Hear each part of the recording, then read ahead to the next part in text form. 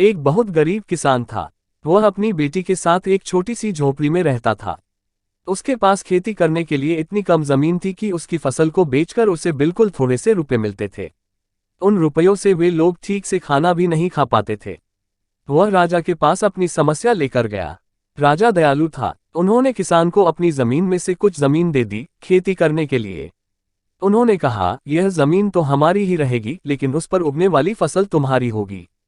किसान ने राजा को बहुत बहुत धन्यवाद दिया। एक दिन वह खेत की जुताई कर रहा था। तभी उसका हल किसी कठोर चीज से टकराया। उसने वहां खोद कर देखा तो उसे सोने की एक ओखली मिली।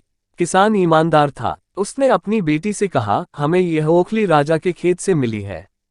जिसकी जमीन है उसी की यह ओखली भी है, इसीलिए हमको इसे राजा को लौटा देना चाहिए। किसान की बेटी बोली, नहीं पिताजी, आप ऐसा मत कीजिए। आपको सिर्फ ओखली मिली है। यदि राजा ने आपसे इसकी सोने की मूसल भी मांगी तो आप क्या करेंगे? आप इस ओखली को अपने ही पास रखिए। लेकिन किसान को यह बात ठीक नहीं लगी। वह बोला, जो चीज हमें मिली ही नहीं उसे मांगने का कोई अधिकार नहीं है। वह राजा के पास ओखली लेकर पहुंचा। लेकिन दरबार में ठीक वैसा ही हुआ जैसा कि किसान की बेटी ने सोचा था।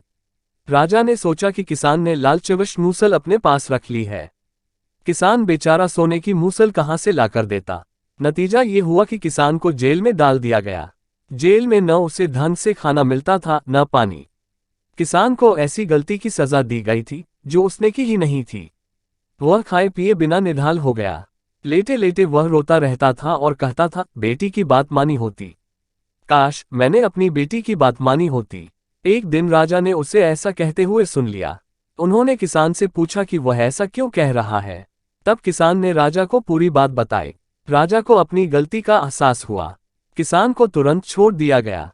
किसान की बेटी को राजा ने दरबार में बुलाया। उससे बातें करने के बाद राजा को पता चल गया कि वह कितनी बुद्धिमान है। किसान की बेटी को राज्य के खजाने का मंत्री बना दिया गया। उन्हें रहने के लिए घर और सभी सुख सुविधाएं दी गईं। किसान और उसकी बेटी सदा खुश रहने लगे। किसान को थोड़ा कष्ट जरूर झेलना पड़ा, लेकिन अंत में जीत सच्चाई की हुई।